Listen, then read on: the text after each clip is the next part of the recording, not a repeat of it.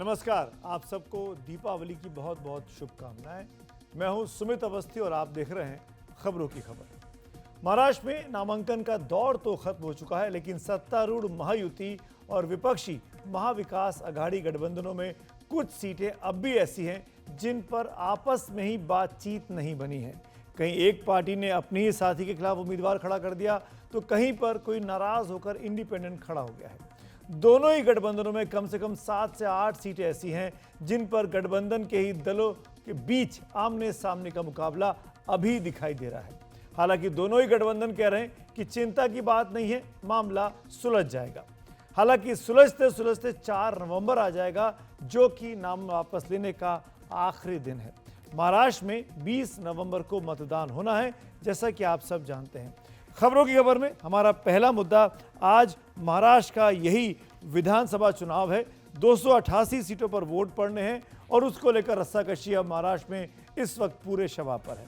इन सभी सीटों पर पर्चे भरे जा चुके हैं, लेकिन चर्चा बनी हुई है और हमारा आज का पहला मुद्दा यही है, महाराष्ट्र में पर्चे पे चर्चा हो रही है। हम जानेंगे कि किन सीटों पर अभी तक गठबंधनों के अंदर ही बात क्यों नहीं बन पाई है और बनेगी तो कैसे बात बनेगी, क्या रास्ता निकल सकता है। कुछ मेहमान भी, इस विषय की जानकार भी मेरे साथ मुंबई से जुड़ेंगे, वरिष्ठ पत्रकार भी। हमारा दूसरा मुद्दा भारत और चीन सीमा विवाद से जुड़ा हुआ है। दो ऐसे पॉइंट, डेप्सांग और टेमचौक, जिन पर पिछले साल तक चीन और भारत बात करने को तैयार नहीं थे, वहां अब स्थिति सुधरी है। दिवाली के मौके पर यह अच्छी खबर आती हुई दिखाई दे रही है। इन दोनों ही जगहों से भारत और चीन की सेनाएं अप्रैल 2020 की स्थिति पर अब पहुंच गई हैं। 10 दिन पहले पहली बार इंडिकेशन मिला था और आज दिवाली के मौके पर, छोटी दिवाली के मौके पर खबर आई कि डेप्सांग और डेमचौक के इलाके से दोनों सेनाएं अब वापस अपने अपने बैरकों की तरफ लौट गई हैं। इस खबर पर भी बात करेंगे, कुछ खास मेहमान भी हमारे साथ जुड़ने वाले हैं, सैन्य विशेषज्ञ भी हमारे साथ होंगे। लेकिन सबसे पहले बात करेंगे महाराष्ट्र में हो रहे विधानसभा चुनावों की, जहां पर अभी भी बहुत सारा कंफ्यूजन बना हुआ है। कुछ अगर सीटों की बात की जाए तो कुछ सीटों पर बात अभी भी, चाहे वो महागठबंधन की बात हो, अघाड़ी की बात हो या युति की बात हो, दोनों तरफ बात फंसी हुई है। 4 नवंबर तक पेच फंसा रहा तो इन सीटों पर बहुत जगहों पर फ्रेंडली फाइट यानी दोस्ताना मुकाबला तक देखने को मिल सकता है।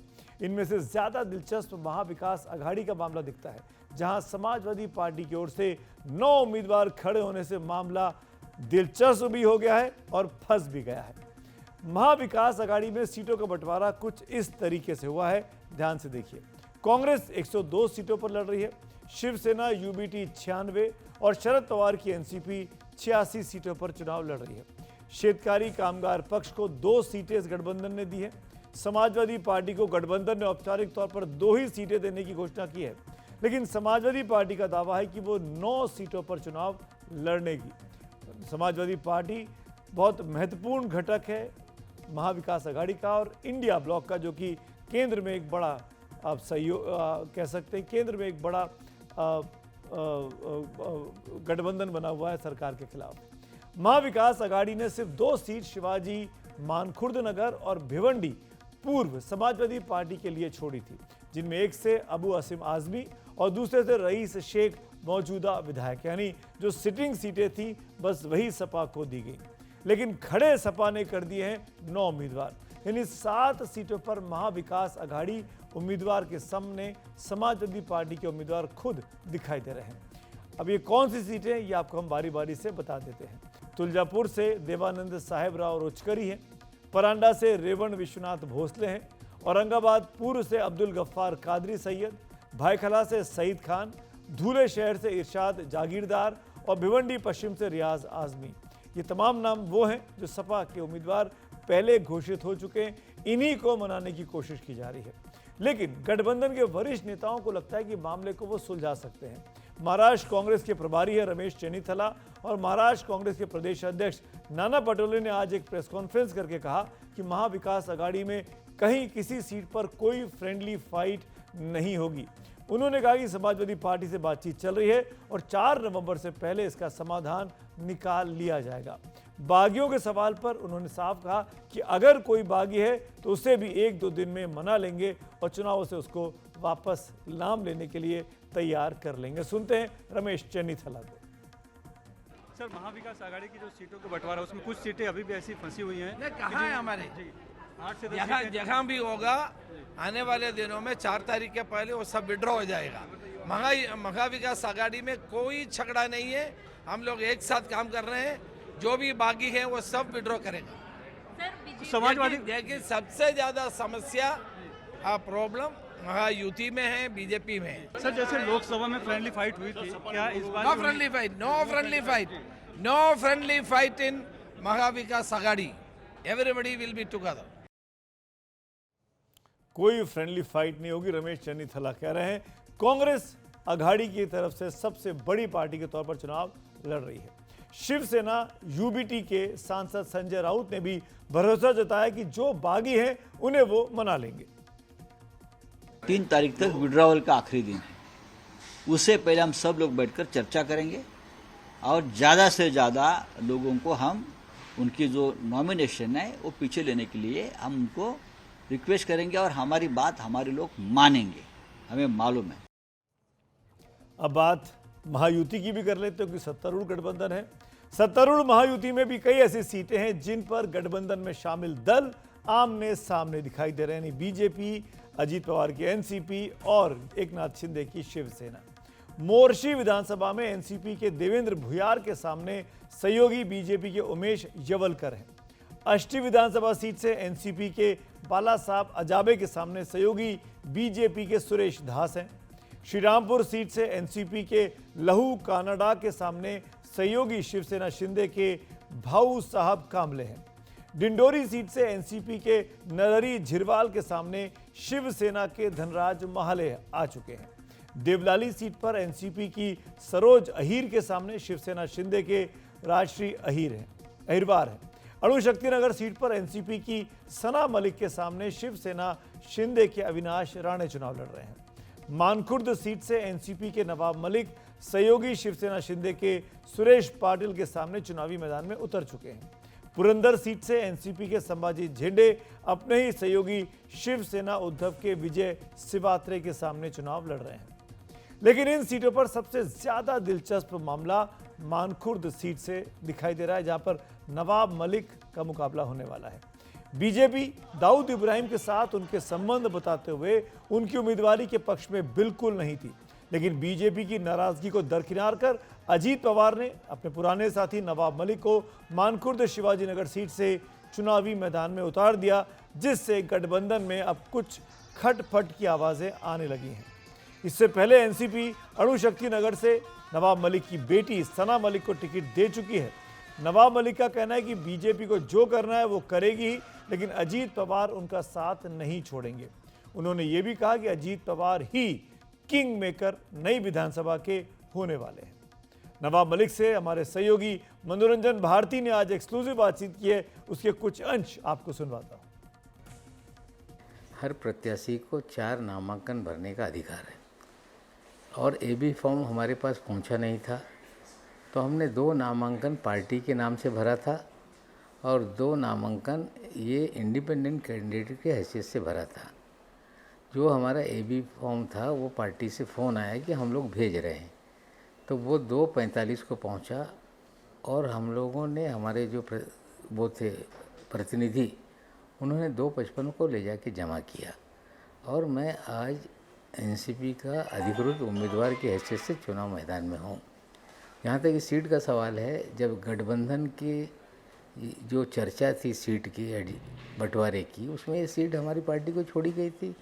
अब कोई सीट किसी दल को छोड़ दे तो दूसरे दल के लोग उसको डिक्टेट नहीं कर सकते। इस तरह से मानपुर शिवाजी नगर की जनता मेरे घर दफ्तर आके कह रही थी कि आप चुनाव लड़िए, हम लोग त्रस्त हैं गुंडई से, पूरा ड्रग का साम्राज्य बना हुआ है, पूरी तरह से बाल कुपोषण का मामला हो, एजुकेशन का मामला हो, सारी परेशानियां हैं। और जिस तरह की राजनीति वहाँ हो रही है, जो वर्तमान विधायक जी हैं उनके लोग बिल्कुल फिल्मी स्टाइल में जो विलन होता है, जो राजनीति होती है, उसी तरह की राजनीति है। एक भय का वातावरण है, लोग चाहते हैं कि इसे ख़त्म किया जाए और लोगों का आग्रह है, इसलिए मैं चुनाव मैदान में वहाँ पे उतरने का मन बनाया। अजीत पवार जी से मैंने बात की कि भले 90,000 से सीट पीछे थी, लेकिन इस बार आप मुझे अगर मौका देंगे तो मैं चुनाव लड़के सीट निकाल लूँगा, अगर नहीं आप चाहते हैं तो मैं इंडिपेंडेंट चुनाव लड़ूंगा। तो उन्होंने मुझसे कहा था कि नहीं, आपको पार्टी से लड़ना पड़ेगा। जो उन्होंने मुझसे वादा किया था, कल AB फॉर्म देकर उन्होंने अपना वादा पूरा किया और मैं उनका आभारी हूँ। कम से कम उस सीट पे मुझे, भले ही भारतीय जनता पार्टी का विरोध हो, शिंदे साहब का विरोध हो, उन्होंने जिस मर्दई से भूमिका ली है, हम उनके आभारी हैं और हम चुनाव निकालेंगे। मैं आपको बता दूं, जब विरोधी पक्ष नेता के रूप में अजीत पवार जी काम कर रहे थे, उस वक्त जो जो चीज़ें उन्होंने मेरे लिए की, मेरी तो गिरफ्तारी उस वक्त थी, मैं जेल में था या अस्पताल में था। मेरी दोनों बेटियां जिस तरह से संघर्ष कर रही थी, जिस तरह से वो कोशिश कर रही थी, और बहुत सारी परेशानियां जो मैं बता नहीं सकता, लेकिन जो उन्होंने मेरे साथ खड़े रह के कठिन समय में मेरी मदद की, परिवार की मदद की, तो मुझे लगता है कि जो हमारी मदद कठिन समय में करता है, उसका साथ छोड़ देना मेरे लिए अच्छा नहीं लगता कि मैं उनका साथ छोड़ दूं। इसीलिए संकट में जो मेरे साथ था, मैं उनके साथ हूं। जमानत कैंसिल हो जाए, जेल में फिर लोग डाला जाए, इस तरह की धमकियां मुझे आती रहती हैं। लेकिन जेल जाने से हम लोग कहीं डरते हैं क्या? हम कभी नहीं डरते। लेकिन दादा हमारे संकट में साथ में थे, हम उनके साथ खड़े हैं। तो बहुत ही दिलचस्प मुकाबला इस मानखुर्द सीट पर दिखाई दे रहा है। अब नवाब मलिक सामने, नवाब मलिक की उम्मीदवारी का विरोध बीजेपी के बड़े बड़े नेता कर रहे थे। उनको तो दाऊद का आदमी तक बता दिया था जब वो जेल भेजा गया था उनको। मेरे साथ महाराष्ट्र चुनावों पर पैनी नज़र रखने वाले दो वरिष्ठ पत्रकार मेरे साथी हैं पुराने। रोहित चंदावरकर साहब, स्वागत है आपका। जितेंद्र दीक्षित, आपका भी स्वागत है। रोहित, मैं आपसे शुरू करना चाहता हूँ। पहला सवाल तो ये कहना नवाब मलिक का कि अजीत पवार ने बहुत ही मर्दानगी दिखाई और उन्होंने मेरा साथ दिया इस कठिन समय में, मैं उनका आभारी रहूँगा, ये पूरा जो घटनाक्रम है मानखुर्द सीट का और उसके पहले सना मलिक की सीट अणुशक्ति नगर की, क्या ये इशारा कर रहा है कि आने वाले दिनों में अजीत पवार यहाँ से वहाँ भी जा सकते हैं? सुमित जी, एक तो चीज मैं बता दूं कि दोनों को इस वक्त एक दूसरे की बहुत सख्त जरूरत है। मैं दोनों मतलब बोल रहा हूं, अजीत दादा पवार और दूसरी तरफ नवाब मलिक।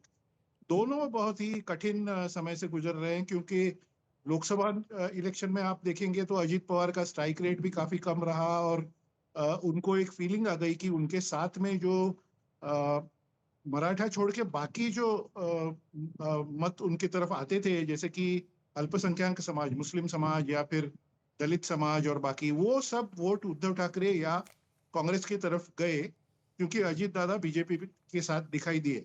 तो अभी उनके सामने ये बड़ा सवाल है कि अगर उनको कुछ 35-40 के आसपास विधायक चुन के लाने हैं, तो उनको अपना वोटिंग परसेंटेज बढ़ाना पड़ेगा। इसलिए बार बार वो अपने भाषणों में कह रहे हैं कि हम फुले अंबेडकर के मार्ग पे ही चलेंगे, यानी कि सेक्युलर मार्ग पे चलेंगे, और वो दिखाने के लिए उनको नवाब मलिक जैसे चेहरे चाहिए। दूसरी तरफ नवाब मलिक का भी आप जानते हैं, आपने अभी एक रिपोर्ट दिखाई जिसमें दिखा कि वो क्या क्या समय से गुजरे हैं, किस तरह से गुजरे हैं, तो उनको भी एक रिवाइवल की काफी जरूरत है। तो मुझे लगता है कि ये एक मैरिज ऑफ कन्वीनियंस जिसे कहते हैं, बोल सकते हैं। पर नहीं रोहित, जिस तरीके से बीजेपी के नेताओं के बयान अजीत आए, पवार ने जब से नाम बीजेपी आया, के साथ थोड़ा पंगा ले लिया। रोहित, अगर आपको मेरी आवाज़ आ रही है तो कल आशीष शेलार साहब का बयान आया, किरीट सोमैया ने उनको आतंकी बोला, आज देवेंद्र फडणवीस विरोध करते ही रहे, हम सब जानते हैं, कोई छुपी बात नहीं है। इन परिस्थितियों में जब बीजेपी के टॉप लीडरशिप जो है महाराष्ट्र की, वो नवाब मलिक को लेकर दाऊद का आदमी बोलती रही, क्या आपको लगता नहीं है रोहित कि बीजेपी इसको पसंद नहीं कर रही होगी? हाँ, बिल्कुल सही बात आप कर रहे हैं। बीजेपी इसको बिल्कुल पसंद नहीं कर रही।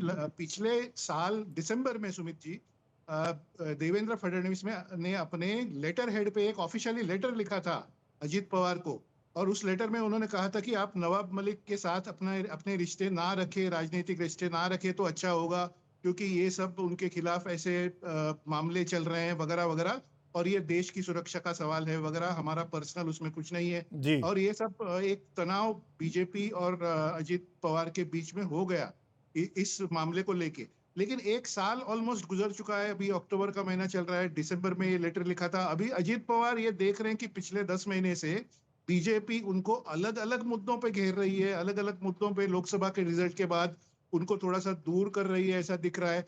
तो ऐसे मौके पे मुझे लगता है कि अजित पवार को ऐसा लग रहा है कि बीजेपी के साथ थोड़ा पंगा भी लिया जाए तो भी चलेगा, लेकिन उनको अपना वोटर बेस रखना है, जी। उनको अपने अल्पसंख्यक मत रखने हैं, उनको महाराष्ट्र भर में संदेश देना है कि नवाब मलिक के साथ वो खड़े रहेंगे। तो ये बात अभी चल रही है, ऐसा मुझे हमने लग रहा है सुमित। हमने देखा था जब लोकसभा के परिणाम आए थे जितेंद्र, तो 5 जन में लेख आया और जिसमें महाराष्ट्र में जो खराब प्रदर्शन महायुति का रहा उसका बहुत बड़ा जिम्मेदार अजीत पवार को कहा गया कि आपने एक करप्ट लोगों के साथ गठबंधन कर लिया।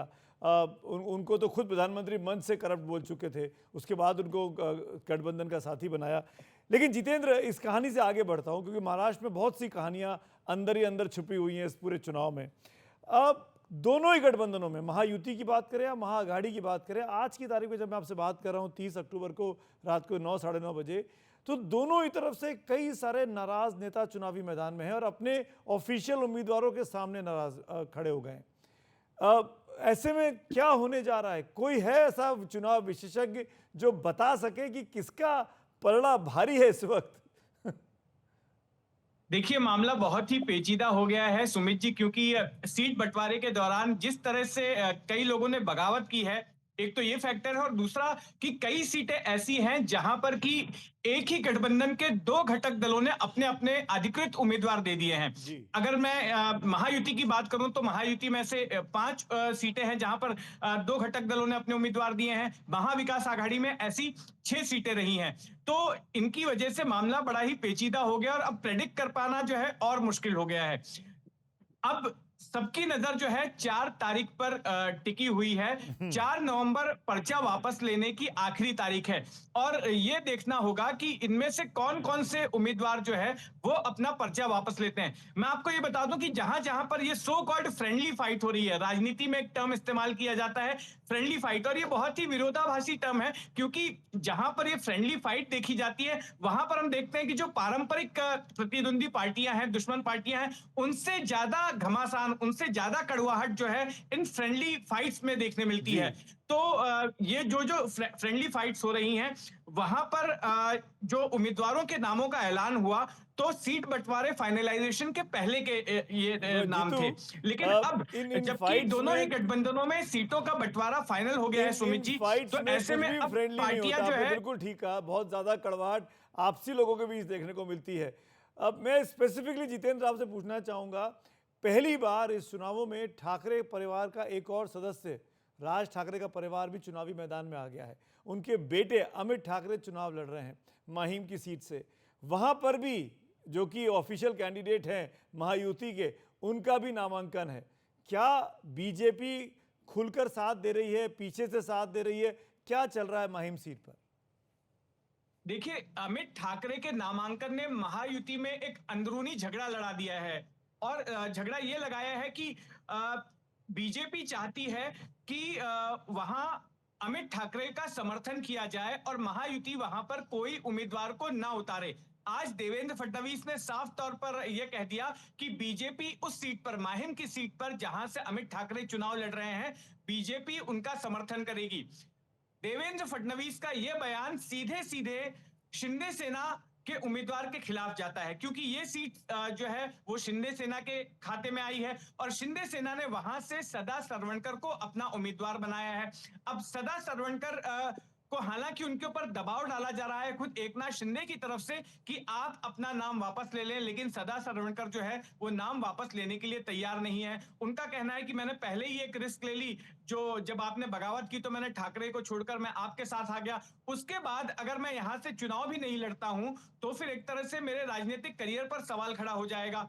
तो इस वजह से अमित ठाकरे को समर्थन देने को लेकर महायुति के इन दोनों दलों के बीच में जो है वो घमासान शुरू हो गई है, बीजेपी और एकनाथ शिंदे वाली शिवसेना के बीच में। यहां पर एक और बात गौर करने लायक है, वो ये है कि एमएनएस जो कि बीते कई सालों से तमाम दोनों राष्ट्रीय पार्टियों के लिए, चाहे वो बीजेपी हो या कांग्रेस हो, उसके लिए एक तरह से अनटचेबल पार्टी हो गई थी क्योंकि जिस तरह से उत्तर भारतीयों के खिलाफ राज ठाकरे ने अपना कैंपेन चलाया था, मारपीट की गई थी, हिंसा की गई थी, उसके बाद में कोई भी राज ठाकरे को जो है खुलकर समर्थन नहीं कर रहा था, ना तो साथ में गठबंधन में ले रहा था। लेकिन हमने हाल के वक्त में देखा कि राज ठाकरे खुलकर जिस तरह से प्रधानमंत्री नरेंद्र मोदी के समर्थन में आए और उन्होंने कहा कि मैं बिना शर्त समर्थन देता हूं लोकसभा चुनाव के दौरान प्रधानमंत्री मोदी को उनको फिर से प्रधानमंत्री बनाने के लिए, इसलिए मैं बीजेपी का समर्थन करता हूं। तो अब बीजेपी भी उस एहसान को चुकाने के लिए खुलकर राज इंटरेस्टिंग ठाकरे बात के जीतू समर्थन आपने में आ अंडरलाइन गई की है कि है। राज और ठाकरे वो अब जो राष्ट्रीय पार्टियों के लिए untouchability थी राज ठाकरे की, अछूते वो नहीं खत्म रहे। हो गई राज है। ठाकरे जो उत्तर भारतीयों का विरोध करते रहे, उनके साथ बीजेपी जो सबसे बड़ी पार्टी है देश की, वो उनके साथ खड़ी हो गई है, उनके पीछे खड़ी हो गई है। रोहित, एक चीज़ और पूछना चाहूँगा, समाजवादी पार्टी वहाँ पर क्यों इतनी हार्ड बार्गेन करती हुई अघाड़ी में दिखाई दे रही है? 2 सिटिंग एमएलए थे, उन्होंने अखिलेश यादव ने जो दौरा किया तो उन्होंने कहा कि हम 15 पे लड़ेंगे, 9 पे नाम अनाउंस भी कर दिए। अब आपको लगता है कि अखिलेश यादव कुछ और एक्सपेक्ट कर रहे हैं राहुल गांधी और उद्धव ठाकरे, शरद पवार से? हाँ सुमित, मुझे लगता है कि अखिलेश यादव कुछ ज्यादा एक्सपेक्ट कर रहे थे और यहाँ पे भी अबू आजमी बाकी सब लोग बता रहे थे, क्योंकि देखिए उनको अपने कार्यकर्ताओं को थोड़ा मोटिवेटेड रखना पड़ता है। आप जानते हैं किस तरह से ये बात चलती है। तो उसमें बार्गेनिंग शुरू होते वक्त वो 12 सीट 14 सीट ऐसा बात कर रहे थे, अभी तो 2 पे आके रुक गया है। लेकिन महाराष्ट्र का ओवरऑल ही सीन इतना कॉम्प्लिकेटेड हो गया है, जैसा आप भी जानते हैं, जितेंद्र भी जानते हैं, कि उसमें इतने सारे उम्मीदवार, इतनी सारी पार्टियां वगैरह है। तो समाजवादी पार्टी को मुझे नहीं लगता कि ये कॉन्फिडेंस है कि वो बगावत, मतलब उनकी जो महाविकास आघाड़ी है उससे बगावत करके कुछ कर पाएगी, ऐसा उनको कॉन्फिडेंस नहीं है, ऐसा मुझे लगता है। उनको जो भी 2-3 सीटें मिलेंगी वो एक कोऑपरेशन में ही लड़नी पड़ेगी, कांग्रेस के साथ और कोऑपरेशन। हमने देखा अभी शरद यूपी में जो बाई इलेक्शंस हो रहे हैं 10 सीटों पे 9 सीटों पे, उसमें कांग्रेस ने अपने उम्मीदवार नहीं उतारे और कहा सपा से कि आप सब जगह लड़ लीजिए। तो कांग्रेस वो एक वन अपमैनशिप लेकर जाएगी और कहेगी, बार्गेन कराएगी उनसे कि भाई अब आप यहाँ छोड़ दीजिए। तो हाँ, तो मैं इस पे आ रहा था कि दिल्ली में देखिए इस तरह से बात ये दिल्ली से ही तय हो रही है। महाविकास आघाड़ी में कांग्रेस उनके साथ बात कर रही है कि कैसा करना है। तो उनका ये मुझे ये इंफॉर्मेशन है कि उनका ये एक अंडरस्टैंडिंग है कि आप यूपी में थोड़ा सा बैकफुट पे रहिए, महाराष्ट्र आपका इलाका है, आप उसमें हमें 2 ही दिए तो हम कांग्रेस के साथ रहेंगे, इस तरह से कुछ बात हुई, ऐसा मुझे पता चला है। तो ये एक अंडरस्टैंडिंग उनका यूपी और महाराष्ट्र दोनों देश के इतने बड़े राज्य हैं उसके लिए वो है। तो वहां पे थोड़ा बैकफुट पे आ गए, इतना अधिक लेन देन और एक दूसरे को सेटिस्फाई करने वाला खेल हो गया है कि इस पर पूरे मतलब वाकई में ये महाराष्ट्र का महाचुनाव और महा कंफ्यूजन वाला चुनाव है। शुक्रिया जितेंद्र, शुक्रिया रोहित इस पूरी बातचीत के लिए। और हमको नहीं भूलना चाहिए कि 23 तारीख को वोटों की गिनती होगी और 26 तारीख के पहले नई विधानसभा का गठन होना है। और इन परिस्थितियों में मात्र 3 दिन के अंदर नई सरकार की शपथ ग्रहण होनी चाहिए। बहुत ही चैलेंजिंग टास्क का महाराष्ट्र की आवाम के पास है अपनी नई सरकार को चुनने को लेकर।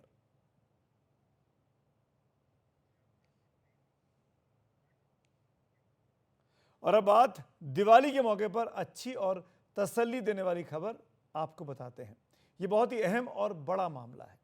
दुनिया की 2 सबसे बड़ी आबादी वाले देशों भारत और चीन के बीच सीमा पर तनाव कुछ कम हुआ है। दोनों देशों के बीच 4 साल पहले 2020 में चरम पर पहुंचा सीमा विवाद एक सिरे से हल की ओर बढ़ रहा है। लद्दाख में लाइन ऑफ एक्चुअल कंट्रोल यानी LAC पर 2 जगहों पर भारत और चीन की सेनाएं अप्रैल 2020 की स्थिति पर लौट गई हैं। दोनों देशों ने इस सहमति की घोषणा करीब 10 दिन पहले ही की थी और आज छोटी दिवाली के मौके पर यह गुड न्यूज आ गई कि दक्षिण लद्दाख में डेमचौक और उत्तर लद्दाख में डेप्सांग के मैदान से सेनाओं ने बैरकों में वापसी कर ली है। इन दोनों ही जगहों पर बीते 4 साल से भारत और चीन की सेनाएं आमने सामने तैनात थीं, जिसे आईबॉल टू आईबॉल कहा जाता है। लेकिन पिछले कुछ महीनों में सैन्य स्तर और कूटनीतिक स्तर पर हुई बातचीत से अब यह हल निकलता दिखाई दिया है। भारतीय सेना के सूत्रों के मुताबिक इन दोनों ही जगहों पर सेनाएं पीछे लौट गई हैं। दोनों ही पक्षों द्वारा बनाए गए अस्थायी ढांचों को हटा लिया गया है। दोनों सेनाएं अब इस बात की जमीन पर पुष्टि कर रही हैं कि दूसरे पक्ष ने अपना बुनियादी ढांचा और सैनिक पीछे हटा लिए हैं। इसके लिए ड्रोन्स का भी इस्तेमाल किया जा रहा है। इसके बाद एक बार फिर दोनों पक्ष LAC में उन इलाकों तक गश्त कर पाएंगे जहां अप्रैल 2020 तक वो किया करते थे।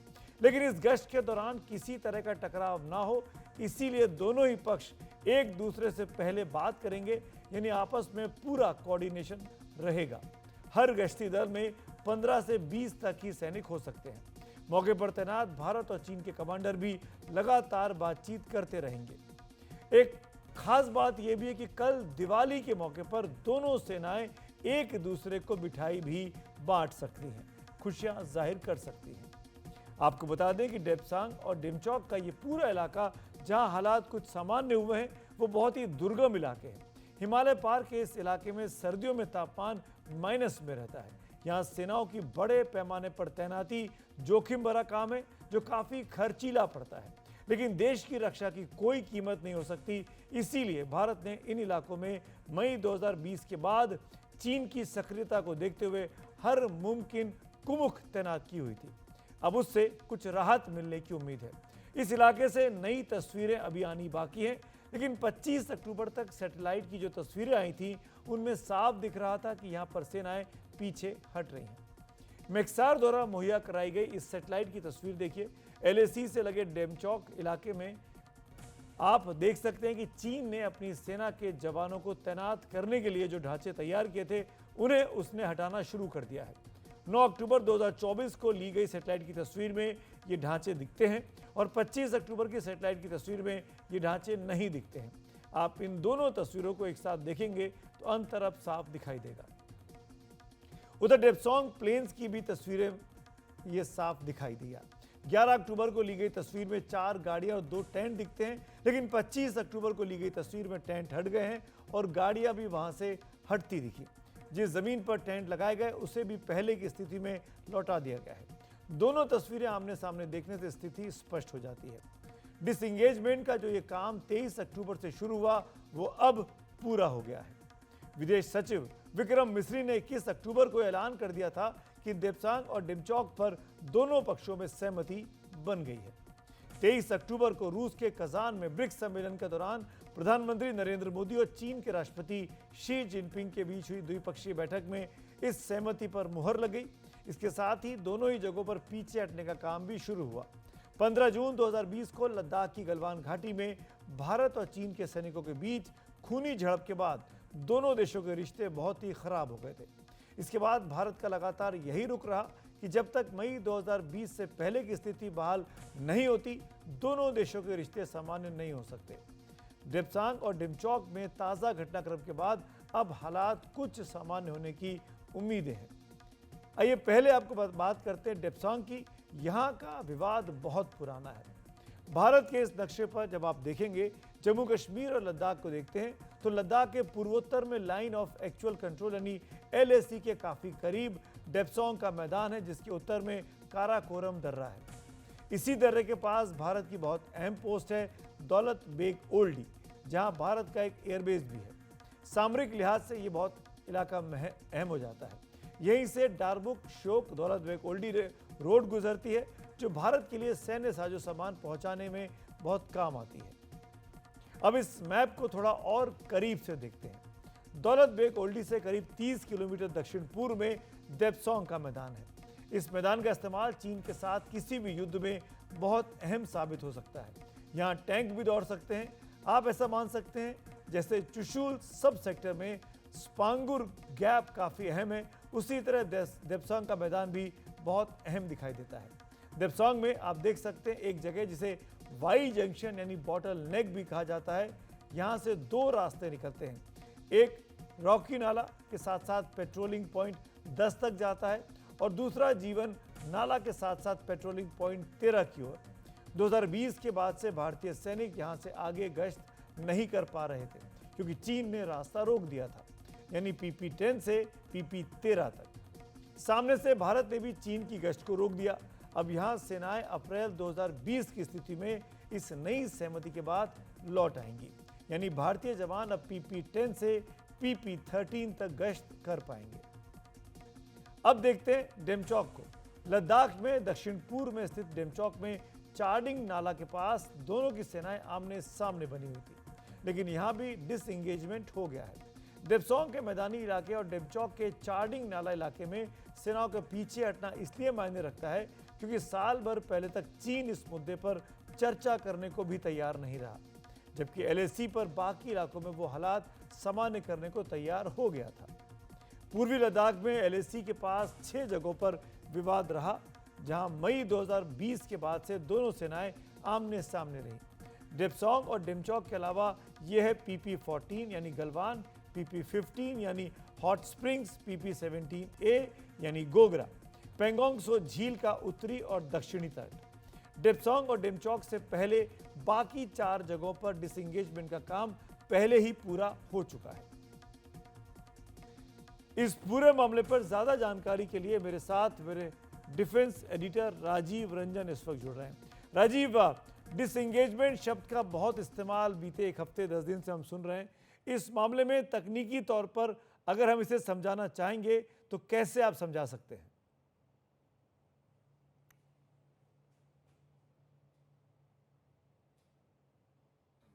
बिल्कुल आपने सही कहा। डिसएंगेजमेंट शब्द जो है दिप्सांग और डेमचौक के लिए इस्तेमाल हो रहा है। पूर्वी लद्दाख में ये एलएसी पर ये स्थित है। इसका सीधा मतलब ये है कि डिसएंगेजमेंट का मतलब है कि दोनों देशों की सेनाएं यानी भारत और चीन की सेनाएं पीछे हट रही है।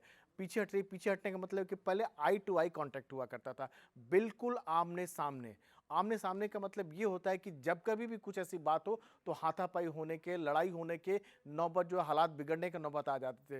लेकिन जब अब डिसएंगेजमेंट की प्रक्रिया खत्म हो गई है, इसका मतलब ये है कि दोनों देशों की सेनाएं, भारत और चीन की सेनाएं पीछे आ गई है। पीछे कम से कम आप मान लेते हैं कि 1 से 10 किलोमीटर ही मान सकते हैं और 1 से 5 किलोमीटर ही मान सकते हैं। यानी आई टू आई कांटेक्ट नहीं है, आमने सामने नहीं है सेना। चीज और राजीव आपसे पूछना चाहेंगे, इसके बाद कहा जा रहा है कि डीएस्केलेशन होगा। इसका क्या मतलब है डीएस्केलेशन? देखिए, डिसएंगेजमेंट की प्रक्रिया खत्म हो जाने के बाद डीएस्केलेशन की प्रक्रिया शुरू होती है। यानी देप्सांग और डेमचौक में अब डिसएंगेजमेंट की प्रक्रिया खत्म हो गई है। इससे पहले आपको बता दें कि और 4 जो फ्रिक्शन पॉइंट थे विवाद वाली जगह थे पूर्वी लद्दाख में, पेंगोंग सो लेक की बात करें, गलवान की बात करें, हॉट स्प्रिंग और गोगरा, ये 4 जगहों पर भी डिसएंगेजमेंट वहाँ हो चला है। तो वहाँ पर जो पहले डिसएंगेजमेंट हुआ था उसके बाद वहाँ भी बातचीत होनी है, डीएस्केलेशन की बातचीत होनी है। डीएस्केलेशन का सीधा मतलब ये होता है कि दोनों देशों की सेनाएं काफ़ी पीछे हट जाएगी। पीछे हट जाएगी मतलब आमने सामने की बात तो पहले खत्म हो गया है, वो डिसएंगेजमेंट में ही खत्म हो जाता है। डीएस्केलेशन मतलब और पीछे हट जाएगी, काफ़ी दूर चली जाएगी। मतलब ये सब कुछ इस पर निर्भर करता है कि दोनों देशों के बीच में कैसे आपसी रिश्ते जो है, विश्वास का जो माहौल जो है वो कैसे बनता है। डिसएंगेजमेंट प्रक्रिया जब खत्म हो रही थी उसमें बाकायदा वेरिफिकेशन भी होता है, एक हवाई सर्वेक्षण के जरिए भी होता है, ज़मीनी स्तर पर भी होता है और दोनों देशों के कमांडर जो है एक दूसरे के संपर्क में होते हैं। तो अब दूर चले गए हैं, इसको आप एक आम भाषा में कहें तो इसको कहते हैं डीएस्केलेशन कहते हैं, जो डिसएंगेजमेंट के बाद होता है। जी राजीव, डिसएंगेजमेंट आपने समझाया, डीएस्केलेशन आपने समझाया, अब बात हो रही है डी इंडक्शन की। इसे कैसे समझें? बिल्कुल आपने सही कहा। देखिए, पहले डिसएंगेजमेंट होता है, उसके बाद डीएस्केलेशन होता है और उसके बाद जो होता है अंतिम जो पड़ाव जो होता है डी इंडक्शन होता है। डी इंडक्शन का सीधा मतलब होता है, पूर्वी लद्दाख में एलएसी के संदर्भ में समझे तो अप्रैल 2020 में भारत और चीन की सेनाएं जहां पर थी वहां पर चली जाएगी और पेट्रोलिंग भी कुछ उसी मुताबिक होना शुरू हो जाएगा। अप्रैल 2020 से पहले जो दोनों देशों के बीच में तानातनी हुआ था, जो चीन की सेना जो है बॉर्डर पर आ गई थी और एलएसी को यथास्थिति को बदलने की कोशिश किया था, जिसका भारत ने विरोध किया था और 15 जून के गलवान में जो है खूनी झड़प हुआ था, जिसमें 45 चीनी सैनिक मारे गए थे और 20 भारतीय जवान शहीद हुए थे, रिश्ते खराब हुए थे। तो आप उम्मीद की जानी चाहिए तो उसके बाद जो सैनिकों का जमावड़ा हुआ था वो जमावड़ा कम हो जाएगा और आपसी विश्वास के रिश्ते जो कह सकते हैं और बेहतर हो जाएंगे और सीमा पर जो है फिर से शांति बहाल हो जाएगी। जी, शुक्रिया राजीव इस पूरी बातचीत के लिए और चीज़ों को आसान भाषा में समझाने के लिए। भारत में चीन के राजदूत ने कहा कि पड़ोसी होने के नाते हमारे कुछ मुद्दे होंगे, लेकिन शी और पीएम मोदी की बैठक के बाद अब संबंधों को मजबूत करने के बिंदु पर हम खड़े हैं और जल्दी भारत और चीन के बीच सीधी उड़ानें भी फिर से शुरू होंगी। The two leaders have reached many important understandings that will be the guidelines for the further development of our relations of our two countries. And I just hope that under the guidance of this consensus, our relations will be moving forward smoothly in the future, and our relations will not be restricted or interrupted by specific disagreements between our two sides. Because as two neighboring countries, it's quite natural we have some differences. the most important thing is how to handle and solve these differences. I think this is very important. Now the two leaders, their meetings have set a very good example for us how to handle these differences. I'm also looking forward to direct flights so that I can fly back to Beijing directly. और इसी अहम मुद्दे पर ज़्यादा चर्चा के लिए मेरे साथ 3 खास मेहमान हैं। सबसे पहले जो परिचय कराना चाहूँगा lieutenant general retired SL Narasimhan साहब का, जो कि रक्षा विशेषज्ञ हैं और हम सबसे बेहतर इस पूरे इलाके को और चीन की मंशाओं को समझते हैं। एक्सपर्ट है, रियल एक्सपर्ट जिसको आप कह सकते हैं। स्वस्ति राव जी हैं, भू सामरिक मामलों के विशेषज्ञ हैं। स्वस्ति जी, आपका भी बहुत बहुत स्वागत है। और हर्ष पंत जी हैं, जो कि वाइस प्रेसिडेंट है ORF के, आपका भी बहुत बहुत स्वागत है। आप दोनों की इजाज़त से पहले कुछ सवाल नरसिम्हन साहब से मैं लेना चाहता हूँ, जनरल साहब से, फिर आपके पास आता हूँ। जनरल नरसिम्हन, कितना बड़ा और कितना क्रिटिकल डेवलपमेंट है ये कि आप अप्रैल 2020 की सिचुएशन में अब पहुंच गए हैं? सुमित जी, बहुत धन्यवाद आपको आपके शो पर मुझे बुलाने के लिए। पहले भी मैं इंटरव्यू में बता चुका हूं कि ये जो है एक अहम एक कदम है, इसलिए कि हम पिछले 4-4.5 साल से इसी डिस्कशन के ऊपर लगे हुए हैं और काफ़ी डिस्कशन होने के बाद आप खुद जानते हैं कि ये कोर कमांडर लेवल टॉक्स जो हैं कितने हो गए हैं, WMCC के टॉक्स कितने हो गए हैं, वो सब होने के बाद ये जो नतीजा निकला है ये एक अच्छा कदम है। लेकिन जैसे आपने पिछले सवाल किया था राजीव रंजन जी से, ये पहला कदम है, यानी कि डिसएंगेजमेंट का प्रोसेस है। ये खत्म होने के बाद में अभी डी एस्केलेशन और डी इंडक्शन होना है। अब डी इंडक्शन के बारे में एक चीज़ बताना चाहूँगा। डी इंडक्शन का मतलब ये निकलता है कि जो पीस टाइम इलाके में हैं, जो एडिशनल ट्रूप्स इस इलाके के अंदर आए हैं, वो पहले जो पीस इलाके में जब थे अप्रैल 2020 के पहले, उस लोकेशन में जाने को हम कहेंगे D induction. D escalation, disengagement जो है, आमने सामने जो ट्रूप्स थे वो थोड़ा पीछे हट गए हैं। उस वजह से कोई भी किस्म का हाथापाई या कोई फेस ऑफ ना हो, उसका बढ़कर के कोई काम ना हो, इस वजह से ये डिसएंगेजमेंट हुआ है। अभी अगला है डी एस्केलेशन, वो जाएगा अभी 50-60 किलोमीटर पीछे जाएंगे दोनों साइड के ट्रूप्स, और वहाँ से ये वहाँ पे हटने के लिए भी अभी हमने बातचीत करना है। ये जो पहले 4 लोकेशन जो आपने बताए थे, गलवान, PP-15, PP-17 और पानकुंगसो, उस इलाके में भी पेट्रोलिंग की बातचीत शुरू होनी है। तो ये सब कार्रवाई जो है एक एक करके शुरू होगा, लेकिन फिलहाल ये कदम एक अच्छा कदम है और इसको हम जैसे आपने बताया ड्रोन्स के जरिए भी इसको परख के जाएगा कि किस प्रकार से कहाँ तक लोग पीछे हटे हैं। उनका पूरा चेक होने के बाद में अगला 2-3 दिन के अंदर भी पेट्रोलिंग जो है चालू हो सकती है। जनरल नरसिम्हन, एक क्रिटिकल चीज़ आपसे पूछना चाहूँगा, कितना भरोसा हम लोग चीन पर आज की तारीख में कर सकते हैं? ईमानदारी से बताइए। ये सन 2020 का जो मामला है, उसके बाद में ट्रस्ट जो है काफ़ी कम है चीन के ऊपर। लेकिन ये जो कदम जो अभी हमारे सामने आया है, इसकी वजह से मैं बोलूँगा ट्रस्ट कीजिए, लेकिन उसको वेरीफाई कीजिए। ट्रस्ट ज़रूर करना चाहिए क्योंकि ये एग्रीमेंट साइन हुआ है, उनको ट्रस्ट कीजिए, लेकिन जिस प्रकार से डिसएंगेजमेंट हुआ है उसको पूरा परखने के बाद में इसका आगे की कार्रवाई होनी चाहिए। और हम कोऑर्डिनेटेड पेट्रोलिंग की बात करते हैं तो उसके ऊपर भी ध्यान रखना चाहिए। तो ये trust but verify is what I will say. जी जनरल सिम्हन, एक चीज़ और बताइए, क्या आप आगे जाकर इसी बैकड्रॉप में ये जो एक पृष्ठभूमि तैयार हुई है अलायंस की, एक दोस्ती की, मोहब्बत की, आपको लगता है कि आगे जाकर आर्थिक रिश्तों में भी सुधार आएगा, फ्लाइट्स भी नॉर्मलाइज होंगी, पीपल टू पीपल कांटेक्ट भी हो पाएगा? क्या ये पृष्ठभूमि तैयार हो पाएगी, कर पाएगी आगे की चीज़ों को? ये 3 चीज़ें आपने बताई है। एक तो आर्थिक हालात के बारे में जी, अगर आप ट्रेड के हिसाब से देखें तो ट्रेड में तो कोई बदलाव नहीं आया, क्योंकि वही 120-130 बिलियन डॉलर का जो ट्रेड है वो चल रहा है। लेकिन इसमें हमारा जो ट्रेड डेफिसिट है वो तकरीबन 100 बिलियन डॉलर की है। तो ये एक अच्छी बात नहीं है, तो इसके ऊपर भी बातचीत चलेगी। इसके आगे जो इन्वेस्टमेंट की बात है वो तो मेरे ख्याल में हमारा प्रेस नोट 3 जो है वो जारी रहेगा। उसके हिसाब से जो भी इन्वेस्टमेंट आएंगे वो गवर्नमेंट अप्रूवल के रूट से पूरा चेक करने के बाद में उसका अप्रूवल दिया जाएगा। लेकिन पीपल टू पीपल कांटेक्ट जो है वो थोड़ा बढ़ने का उम्मीद है उसमें, जिसमें आपको ये जो फ्लाइट्स आती हैं, डायरेक्ट फ्लाइट्स आती हैं, कोई जर्नलिस्ट की बात आती है, वीसा की बात चलती है, ये सब आगे बातचीत करके कुछ हल निकल सकता है। जी जनरल साहब, विद योर परमिशन, मैं 2 और गेस्ट मेरे साथ हैं, उनके पास अब एक सवाल ले लेता हूँ। स्वस्ति जी, मैं ये पूछना चाह रहा था आपसे, thank you so much for your patience both of you. मैं यही आपसे पूछना चाह रहा था स्वस्ति जी, ये बहुत इंपॉर्टेंट है कि चाइना के साथ जो ट्रेड डिफिसिट है वो भारत के फेवर में हो, परिस्थितियाँ बदलें। आपको लगता है कि उस तरफ भारत जा पाएगा, चीन ऐसा करने देगा?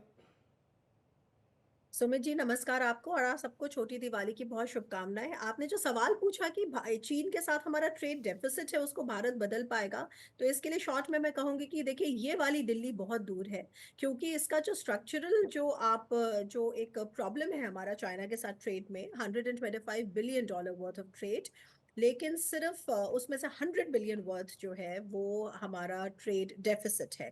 और देखिए, प्रॉब्लम क्या है कि ये चाइनीज रेटरिक का एक पार्ट है, और इसीलिए एक स्ट्रेटेजिक कॉशन की ज़रूरत भी है चाइना के साथ। और मैं बिल्कुल ये इस बात से एग्री नहीं करती कि अचानक रिश्ते अब सुधरने लग जाएंगे। देखिए, चाइना का जो गेम है वो अलग तरीके का है। जब 2014 में नरेंद्र मोदी बने थे भारत के प्रधानमंत्री, और अगर आप उस वक्त जाके चाइना के जो माउथ पीसेस हैं, सीसीपी के जो माउथ पीसेस हैं, ग्लोबल टाइम्स है, एक्सेट्रा एक्सेट्रा, अगर आप उनको जाकर एक बार सरसरी निगाह से उसको देखते हैं, तो आप देखेंगे कि बड़ी रेटरिक थी उस वक्त पे कि हम अब और स्पेशली जब एक प्राइम मिनिस्टर मोदी ने आकर एक प्रो चाइना उस वक्त जब रुख लिया था कि हमें अपनी ट्रेड बढ़ाना है, और prime minister was seen as somebody who has led the Gujarat success story and now he became the prime minister of India, तो मैं उस कॉन्टेक्स्ट में बता रही हूँ। तो उन्होंने कहा था कि 100 बिलियन वर्थ का इन्वेस्टमेंट हम लेकर आएंगे भारत के अंदर, और एक्सेट्रा। और आज वो 10 साल बीत गए, 100 बिलियन छोड़िए, आज चाइना का जो इन्वेस्टमेंट भारत में है वो $2 बिलियन का है सिर्फ। हम तब से उनसे कह रहे हैं कि आप अपने मार्केट्स ओपन करिए, एग्रीकल्चरल प्रोड्यूस जो है हमें वहां पर भेजना है, लेकिन उसपे सिर्फ जो चीजें हैं वो केवल एक सरफेशियल लेवल पे होती हैं, बिल्कुल भी ऐसे लेवल पे नहीं होती जिसपे कि आप इस ट्रेड डेफिसिट को कहीं भी थोड़ा सा इक्वलाइज करने की कोशिश कर सकते हैं। और तीसरा, आप प्लीज सुमित जी, अगर मुझे 10 सेकंड दे तो मैं एक बात को कहूंगी, चाइना का जो इकोनॉमिक स्टेट क्राफ्ट है वो उसको समझने की जरूरत है कि चाइना का सारे ट्रेड रिलेशनशिप्स हैं वो ऐसे हैं कि जो दूसरा पार्टनर है उसकी डिपेंडेंसी चाइना पे बनी रहे, और चाइना जो है वो हमेशा इसका एक समसामयिक हालात स्वस्ति जी हम सब जानते हैं दुनिया भर में बदले हैं, चीन के मद्देनजर खास तौर पर। हर्षमन जी, अब क्या हुआ चीन में ऐसा या दुनिया में ऐसा कि चीन जो हमारे अंदर आ गया था, हमको हमारी सीमाओं के अंदर आकर उस पर दखलंदाजी करने लगा था, वो आज भारत के परसिस्टेंट, भारत के दृढ़ निश्चय की वजह से भारत की बातें मानने को तैयार हो गया है? क्यों हुआ ऐसा? हर्ष। Thank you Sumit. देखिए, 2-3 चीज़ें हुई। एक तो चीन के अंदर जो बदलाव हमने देखा है, चीन की आर्थिक स्थिति में जो परिवर्तन आया है, और उसको अभी इस समय आर्थिक सहायता की ज़रूरत है, उसको नए मार्केट्स की ज़रूरत है। यूरोपियन मार्केट्स, वेस्टर्न मार्केट्स चीन के क्लोज होते जा रहे हैं, तो कहीं पर जो एक बदलाव जो जियो पॉलिटिक्स और जियो इकोनॉमिक सेंसिटिविटीज़ में आया है दुनिया भर की, और खासकर पश्चिमी देशों की, उसको देखते हुए चीन थोड़ा घबराया हुआ है। तो भारत के साथ जो अभी संबंध सुधारने की बात है, एक टैक्टिकल तरीके से भी हम देख सकते हैं। इसमें कोई स्ट्रेटेजिक चेंज उनकी पॉलिसी में, जो कि हमारे विदेश मंत्री बार बार कहते हैं कि चीन जो है वो एक मल्टीपोलर वर्ल्ड ऑर्डर की बात करता है और यूनिपोलर एशिया की बात करता है, तो मुझे लगता है उसमें कोई बदलाव नहीं आया। वो अभी भी अपने आप को एक एशिया का, इंडो पैसिफिक का सबसे इम्पोर्टेंट एक्टर के तौर पर उभर तो कोशिश वो कर रहा है, वो करता है। लेकिन जो बदलाव आया वो दुनिया की एक जो दुनिया के देखने के तरीके में आया है, खासकर पश्चिमी देशों के और भारत के जो लाइक माइंडेड पार्टनर्स हैं इंडो पैसिफिक में, चाहे वो जापान, ऑस्ट्रेलिया, फिलीपींस, वियतनाम हो, तो वो जो पुशबैक इसको मिला वो इम्पोर्टेंट रहा। और दूसरा भारत का पुशबैक रहा बड़ा इम्पोर्टेंट, जो जिसकी बात आपने करी कि भारत की बात अगर वो आज मान रहा है तो कहीं पर वो इस बात को एक्नॉलेज कर रहा है कि उसने कुछ गलत किया था 2020 में। वो बड़ा इंटरेस्टिंग है। अगर आप उसकी कमेंट्री को देखें, चीन के अंदर किस तरह से एक इसको पेश किया जा रहा है, और किस तरह से एक बार फिर ये कहा जा रहा है कि भारत के ऊपर आप जो है ट्रस्ट नहीं कर सकते, क्योंकि भारत अल्टीमेटली इसको जो प्रॉब्लम है उसको फिर से क्रिएट कर सकता है, क्योंकि भारत चीन के साथ सामने एक चीन को चुनौती देना चाहता है। तो मुझे लगता है ये चेंज आया पर्सपेक्टिव में भारत के लिए अच्छा है, और भारत को प्रेशर बनाए रखना चाहिए, और जो अभी डेवलपमेंट हुआ है बगैर प्रेशर के नहीं हो सकता था, ये बात और तो आगे हम आने वाले सब समय में भी ऐसा ही देख होना रहे चाहिए। हैं। दुनिया में इस वक्त दो दो बड़े युद्ध चल रहे हैं और ऐसे में चीन कहाँ खड़ा है और चीन की स्थिति कैसी बची है, सामरिक दृष्टिकोण से वो दिखाई दे रहा है। चीन पूरी, जैसे कि फर्ज जी ने कहा कि चीन पूरी तरीके से अलग थलग पड़ता दिखाई दे रहा है एक खास जगह पर, लेकिन भारत एक ऐसा मुल्क है जिसकी एक्सेप्टेबिलिटी अगर नेटो कंट्रीज़ के साथ है, यूएस के साथ है, तो चाइना और रशिया के साथ भी है, क्योंकि हम अपने हितों के हिसाब से अपनी रणनीति को बना रहे हैं। रंगदारी, धोखाधड़ी, सरकारी गोपनीय दस्तावेजों की चोरी और मनी लॉन्ड्रिंग के मामले में गिरफ्तार पत्रकार महेश लांगा के इन मामलों की जांच अब कई जांच एजेंसियां कर रही हैं। इस पहलू से भी जांच हो रही है कि पत्रकारिता के आड़ में कहीं वो राष्ट्रीय सुरक्षा से खिलवाड़ तो नहीं कर रहा था। ज्यादा जानकारी दे रहे हैं हमारे सहयोगी मुकेश सेंगर। क्या एक पत्रकार यानी महेश लांगा नेशनल सिक्योरिटी के लिए खतरा हो सकता है? ये बात सुनकर आपको हैरानी होगी, लेकिन ये हकीकत है। वो एक फाइनेंशियल ब्रोकर है, लैंड डीलर है, लॉबिस्ट है और कारोबारी है, और साथ में पत्रकार भी है। ये बात हम नहीं कह रहे, बल्कि गुजरात पुलिस का वो बयान है जिसमें ये बातें निकल कर सामने आई हैं। गुजरात पुलिस ने महेश लांगा को जीएसटी चोरी के मामले में गिरफ्तार किया था, लेकिन जब उससे पूछताछ हुई और तलाशी हुई तो फिर उसके कारनामों का पिटारा खुलता चला गया। जांच में ये बात सामने आई कि सामान्य सा दिखने वाला और अपने आप को एक पत्रकार बताने वाला महेश लांगा दरअसल करोड़ों का कारोबार कर रहा है। 2022 में उसने अपनी इनकम 9 लाख और अपनी पत्नी की इनकम करीब 6 लाख दिखाई थी, लेकिन 2024 में उसकी फर्जी कंपनियों का टर्नओवर कई करोड़ में है, 7 करोड़ से ऊपर है। पुलिस इस मामले में लगातार जांच कर रही है।